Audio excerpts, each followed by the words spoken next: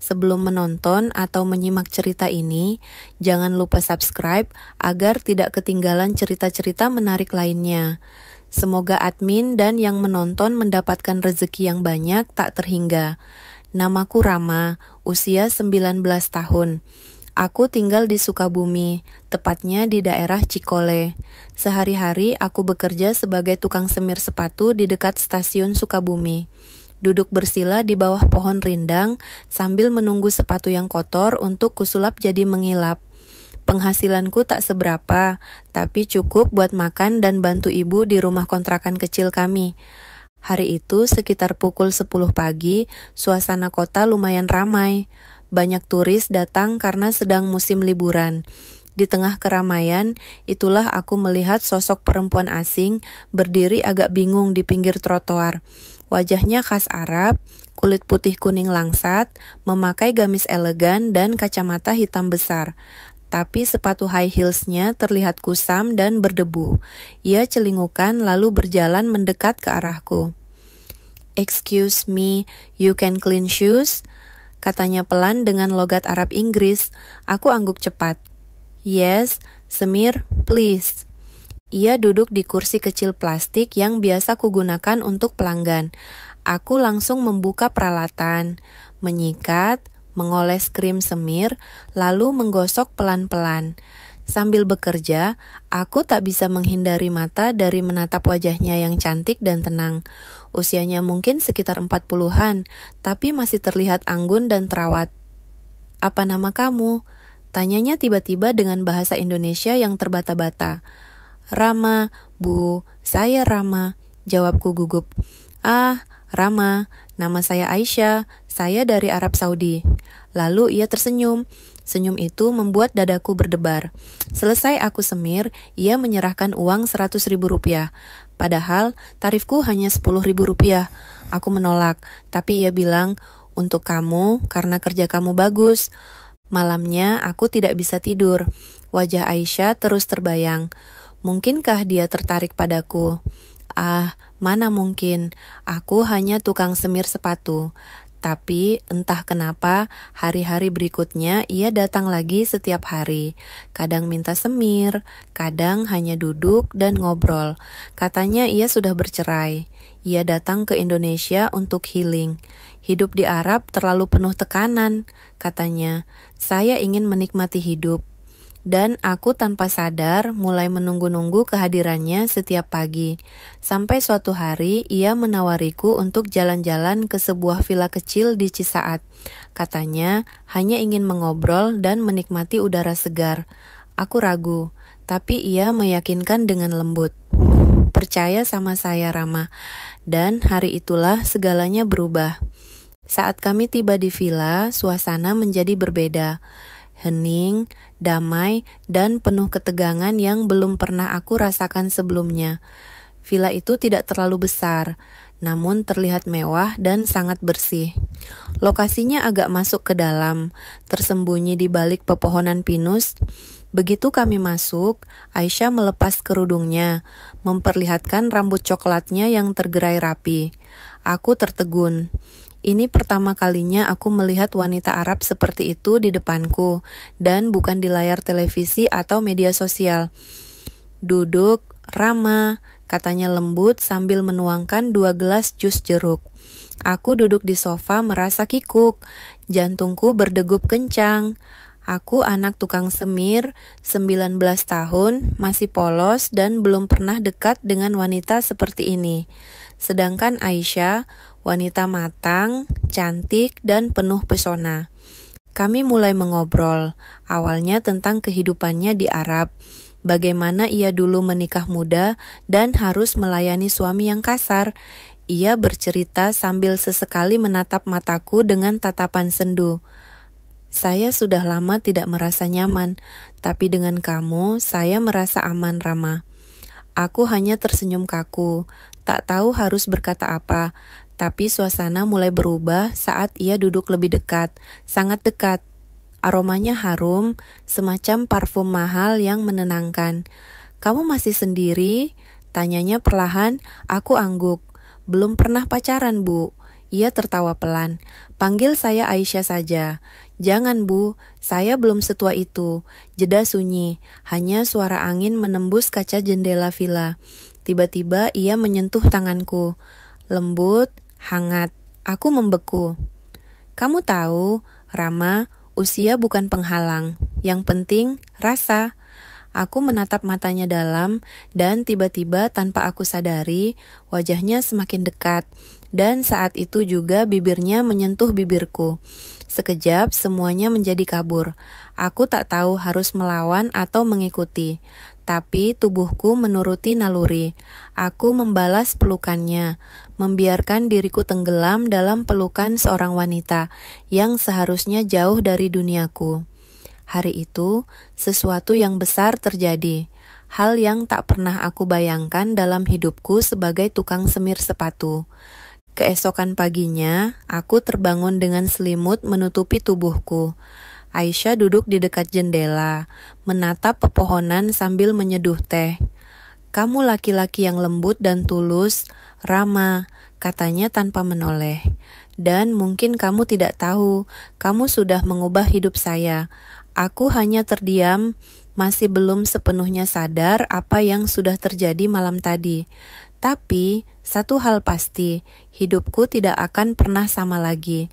Hari-hari berikutnya seperti mimpi. Aisyah menyewa villa itu untuk sebulan penuh dan hampir setiap 2 hari sekali ia mengundangku datang. Ia tak hanya memberiku perhatian dan pelukan hangat, tapi juga makanan enak, pakaian baru, bahkan ponsel Android bekas miliknya. Aku ingin kamu tetap bisa hubungi aku kapanpun, katanya sambil tersenyum. Hubungan kami tumbuh cepat. Aisyah bukan hanya wanita dewasa, tapi juga sosok penyayang. Ia tahu bagaimana membuatku merasa dihargai. Berbeda jauh dengan dunia keras yang biasa kutemui di jalanan Sukabumi. Namun, semua berubah ketika di minggu keempat. Ia tiba-tiba menghilang 2 hari tanpa kabar. Aku panik. Aku hubungi dia lewat WA, tidak dibalas. Nomornya aktif, tapi centang 1. Aku mendatangi villa, tapi sudah kosong. Petugas bilang ia check out pagi itu. Aku pulang dengan dada sesak, merasa seperti ditinggal begitu saja. Kupikir aku hanya dimanfaatkan. Mungkin aku terlalu bodoh sudah berharap pada turis kaya yang mungkin hanya ingin senang-senang sesaat. Namun 2 hari kemudian, tepat saat aku sedang menyemir sepatu pelanggan di stasiun, seorang ojek online datang menghampiriku. Mas Rama, tanyanya. Iya, saya. Ini ada titipan. Ia menyerahkan amplop kecil. Di dalamnya ada secarik kertas dengan tulisan tangan halus. Rama, maaf, aku pergi tiba-tiba. Aku di Jakarta sekarang. Ada urusan mendesak, tapi tolong telepon aku nanti malam. Ini penting, Aisyah. Malamnya dengan tangan gemetar, aku telepon dia. Suaranya terdengar pelan. Rama, aku ada kabar. Ini akan mengubah segalanya. Aku telat. Sudah 2 minggu lebih. Aku periksa di klinik Arab di Jakarta dan garisnya 3. Aku tak paham maksudnya. Rama, aku hamil. Dunia serasa berhenti berputar. Aku hanya bisa duduk diam di pojok kasur. Tubuhku lemas. Wanita 43 tahun yang baru kenal sebulan itu hamil karena aku, seorang tukang semir sepatu. Aku bingung. Rama, katanya pelan. Aku tidak marah, tapi aku tidak bisa sembunyikan ini lama-lama. Keluargaku bisa tahu, dan jika tahu, mereka bisa datang mencarimu. Aku menelan ludah. Maksudnya ke Indonesia. Iya, mereka tidak main-main. Aku anak orang terpandang di Jeddah. Ayahku keras, sangat keras. Aisyah lalu memberi pilihan. Aku bisa kabur dan putus kontak, atau aku datang ke Jakarta dan menemuinya. Kita selesaikan ini bersama, kalau kamu berani. Aku diam cukup lama sebelum menjawab lirih. Aku akan ke sana, Aisyah. Besok aku naik bus ekonomi pagi-pagi dari Sukabumi ke Jakarta. Perjalanan terasa panjang meski hanya beberapa jam. Sepanjang jalan pikiranku kacau. Bagaimana mungkin aku yang bahkan tak tamat SMA harus menghadapi urusan sebesar ini? Menghamili seorang wanita asing dan keluarganya yang katanya keras dan kaya raya dari Jeddah. Sesampainya di Jakarta, aku bertemu Aisyah di sebuah apartemen sewaan di daerah Setiabudi. Wajahnya tampak pucat, tapi matanya tetap menatapku penuh keyakinan. Ia memelukku erat, tangannya menggenggam tanganku kuat-kuat seakan sedang menggenggam satu-satunya harapan. Aku yakin ini anakmu, ucapnya pelan. Dan aku ingin kamu tahu, aku tidak akan gugurkan. Aku duduk tak bisa berkata apa-apa. Rasanya semua ini terlalu cepat, terlalu berat. 2 hari kemudian, benar saja, kami dikejutkan oleh ketukan keras di pintu apartemen. Tok, tok, tok. Aisyah mengintip dari lubang pintu, lalu mundur dengan wajah pucat pasi. Itu pamanku, namanya Paman Khalid. Aku panik. Kita harus keluar dari sini. Aisyah mengangguk cepat. Kami buru-buru mengemas barang penting, lalu kabur lewat pintu belakang darurat dan naik taksi online ke arah Bekasi, tempat temannya dari komunitas Arab tinggal. Dalam pelarian itu, aku merasa seperti buronan, bukan karena mencuri, tapi karena cinta. Cinta yang sederhana, tapi dianggap aib oleh keluarga yang menjunjung kehormatan dan garis keturunan. Hari-hari kami di Bekasi tak lagi tenang. Setiap suara ketukan pintu membuat kami terlonjak. Setiap notifikasi di ponsel membuat jantung berdebar. Aisyah terus gelisah. Perutnya mulai sedikit membesar. Usia kandungan diperkirakan 8 minggu. Suatu malam, kami menerima pesan WhatsApp dari nomor tidak dikenal. Pesan itu ditulis dalam bahasa Arab dan diterjemahkan oleh Aisyah. Isinya mengejutkan. Aisyah, pulang sekarang atau kami akan jemput paksa. Pemuda kampung itu akan kami beri pelajaran, kamu mencoreng nama keluarga. Aisyah menatapku dengan wajah panik. Itu pamanku, dia tahu kamu orang biasa, dia anggap kamu hina. Aku mengepal tangan. Aku tidak takut, tapi aku takut kehilangan kamu. Terima kasih sudah menyimak cerita ini sampai akhir. Setiap kisah punya makna dan setiap peristiwa selalu meninggalkan jejak di hati kita. Semoga cerita tadi bisa jadi pelajaran, hiburan, atau bahkan cermin bagi kehidupan kita sendiri. Kalau kamu suka dengan cerita ini, jangan lupa untuk like, share, dan subscribe supaya kamu enggak ketinggalan kisah menarik selanjutnya.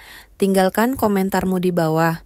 Cerita mana yang paling berkesan atau siapa tokohnya yang paling kamu ingat? Sampai jumpa di cerita berikutnya. Salam hangat dan terima kasih dari Tafsir Hidayah.